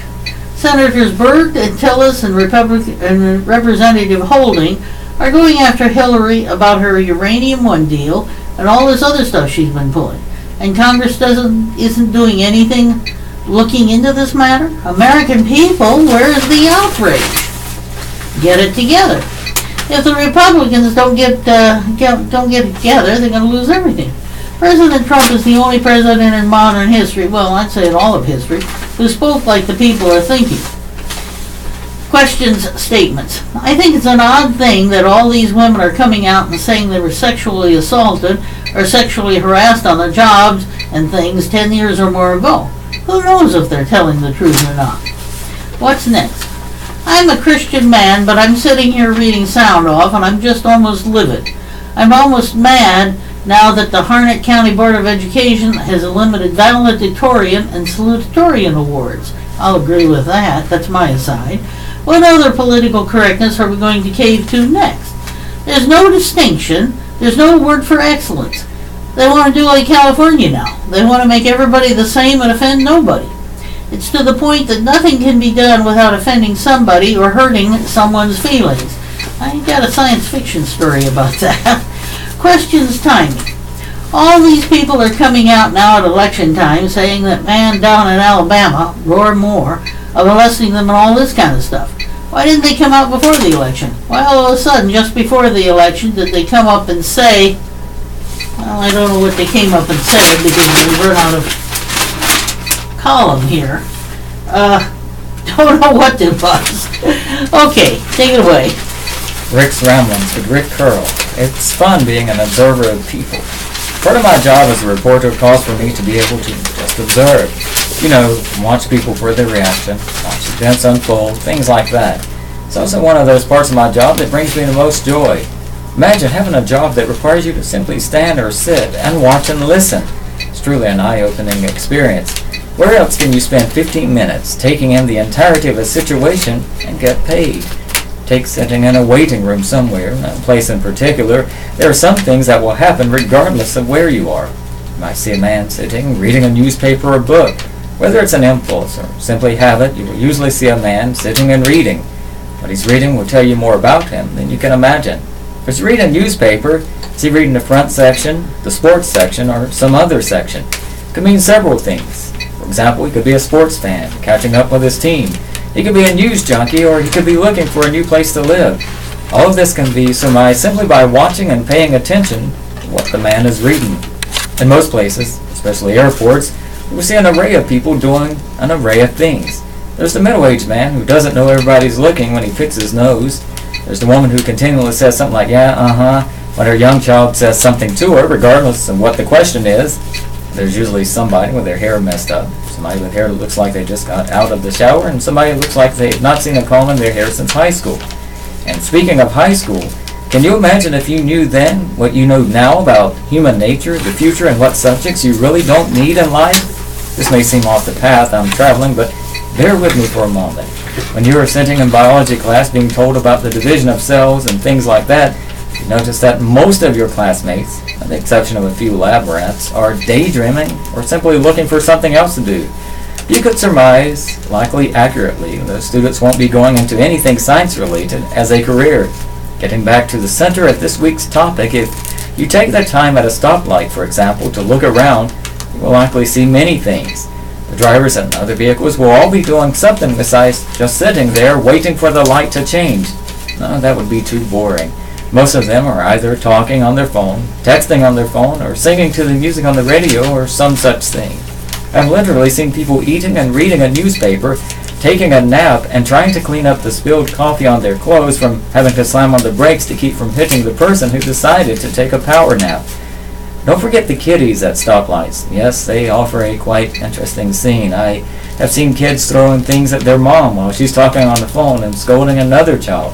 I've seen fathers reach over and spank a kid because he threw something at mom while she was on the phone, etc., etc. Kids will either wave, stick out their tongue, or give you a smile most times. You can tell when babies are filling their diapers and when kids are getting squirmy just by observing. Don't even get me started on going shopping to places like Walmart. If you can't find something interesting to observe in that place, then you're one of the ones who are being observed.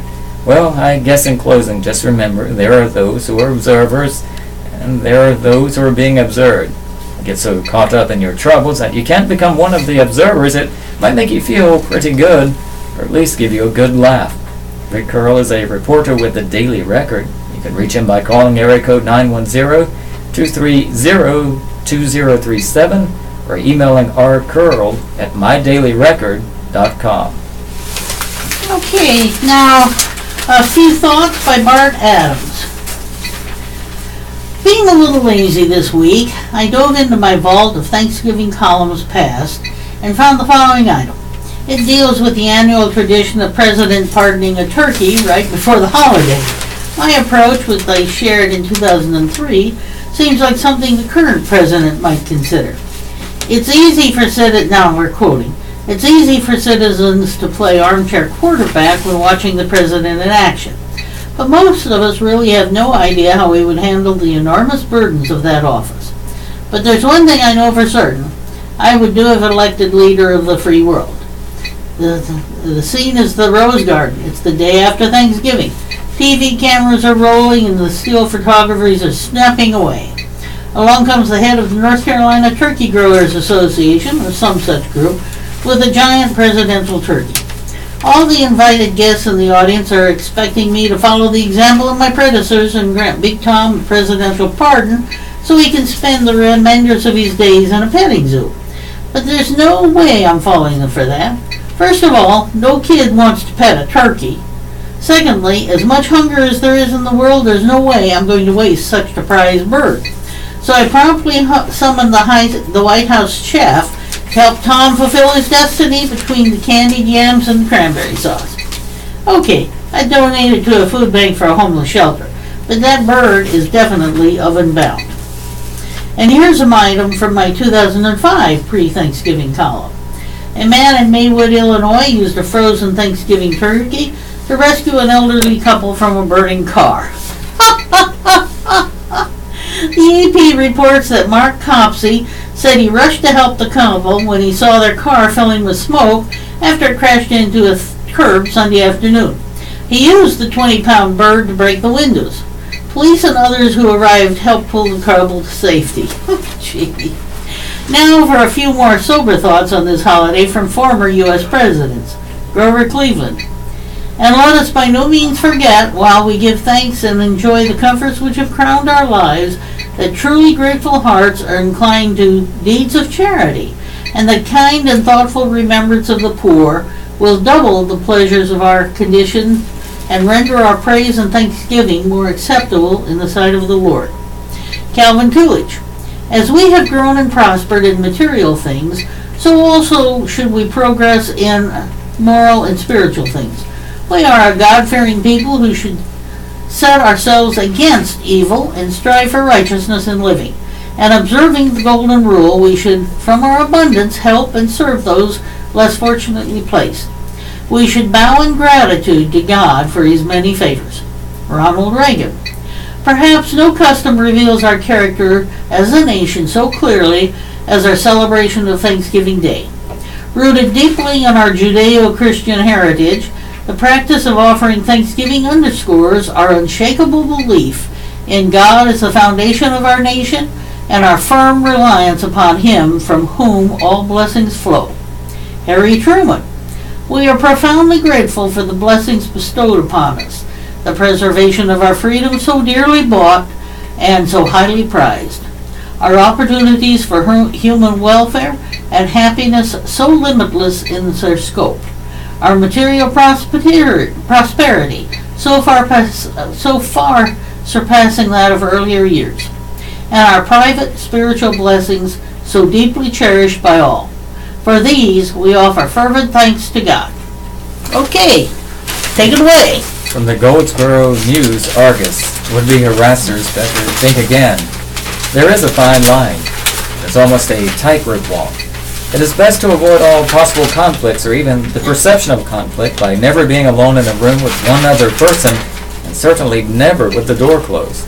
These are types of cautionary phrases one hears in management seminars, and they aren't necessarily bad advice. But if someone wants to make an accusation against another person of any kind of wrongdoing, there really isn't anything the other person can do to stop them. Proving such an allegation, on the other hand, is another matter. That is why it is refreshing to see, although disturbing to think about how prevalent it seems to be, that in recent months claims of sexual misconduct, abuse, and harassment are being taken seriously. And sure, one must admit there is the possibility that some of the accusations might be false or exaggerated. That does happen too. But the sheer number of accusations, the stations of those being accused, and the stories of shame, fear, and trepidation being shared now by those who were unwilling to come forward before for fear of not being believed, are all too sobering. Faces we know, people we have invited into our homes through television and movies, some of them off-screen, of course, as writers, producers, or the executives behind the programs and films, are now being associated with unspeakable behavior. And it crosses all borders of the social spectrum: black, white, male, female, gay, straight, adult, and, most sadly, children. None is immune. Anyone can be the victim or the aggressor. And what might seem or even start out as innocent or unintentional can quickly escalate to inappropriate or, in some cases, criminal behavior. It is scary to think about the possibility of one day being falsely accused of such a thing. It is scarier still to find oneself the victim of it. But how scary a time must this be for those living with the secret knowledge of their own misdeeds? Any day now the hammer could drop. Perhaps there is some small amount of justice in that alone. These topics are difficult to discuss and should only be talked about in the most serious of tones, to be sure. But at least we are talking about them. And for as many who are outed as abusers, countless more will go unnamed and some will go on abusing. Yet, as the discussions grow and take place more frequently, we hope some of them, those who would be brazen and emboldened enough in secret, think twice before injuring someone with their unwanted advances, spoken or otherwise. Search for teen becomes drug arrest. A Dunn man was jailed Saturday night after a search for a missing teen turned into an arrest for methamphetamine possession. Around 11 p.m., Bunsen police arrested 18-year-old Dylan Christian Daniels of Oak Ridge Lane after the car he was driving was identified by the father of the reportedly missing teen. The car was first pointed out to police in the McDonald's parking lot by the father and later was seen pulling out of the Taco Bell parking lot a short time later. He must have been really hungry. According to the reports, there were 4 individuals in the car when it was stopped by Benson police. Initially, Mr. Daniels told police he didn't have a driver's license before giving his full name to authorities. A subsequent records check revealed Mr. Daniels on probation and a personal search was initiated. Police discovered 2 plastic bags containing what was later identified as methamphetamine, 4 .22 caliber long rifle bullets, a scale, a knife, and a AAA battery. When authorities searched the vehicle, they discovered what later proved to be marijuana. In total, Mr. Daniels had 1 gram of meth and 1 gram of marijuana. He was charged with 1 felony count of possession of Schedule II controlled substance, misdemeanor counts of possession of a Schedule 6 controlled substance, possession of drug paraphernalia, and possession of marijuana paraphernalia. He was booked into the Johnston County Detention Center under a $50,000 secured bond. The report did not reflect whether or not Mr. Daniels was the missing teen. Okay. A gift that keeps on giving, guardian ad litem advocates. At this time of year, people may ask, what can I do for someone else? Have you ever thought about the gift of your time? Did you know that there are children in the court system through no fault of their own? These are youth that have been alleged by the Department of Social Services to have been abused and or neglected. In order to help these children moving through the court system towards safe, permanent homes, The Guardian Ad Litem program, or GAL, trains individual citizens to investigate and determine the needs of these youth. The GAL volunteers provided support and supervision as they work to advocate for the child's best interests in court alongside an attorney. Would you like to ensure a child has a voice in court and help pave a child's future of hope? Are you that person? The District 11 GAL program serves Johnston, Harnett, and Lee counties. Currently, there are children in the GAL program that are in need of an individual to help them through the difficult time in their life. They need a voice to speak up for them. Recently, 2 individuals agreed to give the gift of themselves, and the Guardian Ad Litem program had a swearing-in for these volunteer child advocates in Johnston County. The volunteers completed the required advocate training, and District Court Judge Resin Faircloth administered the GAL volunteer oath. Advocates sworn in were Nathaniel Newman and Julie Carroll. For more information, contact the Guardian Ad Litem program at area code 910-814-4690 or area code 919-934-3348 or go online to www.volunteerforgal.org. And this includes our reading of the Dunn Daily and the Rayford News Journal. Your hosts have been Carolyn? and Robert. We've enjoyed being with you this afternoon. Have a wonderful day. Ah, yes. Oh, yes. Sorry.